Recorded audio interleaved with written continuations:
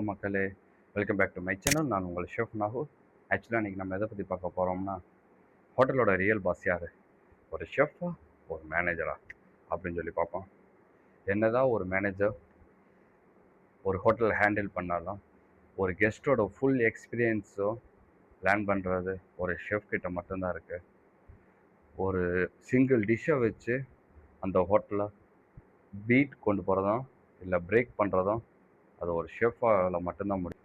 ஒரு ஹோட்டலோட revenue 40 to 60% beat பண்ணுறதே ஒரு ஃபுட் அண்ட் பெவரேஜ் சர்வீஸ் தான்.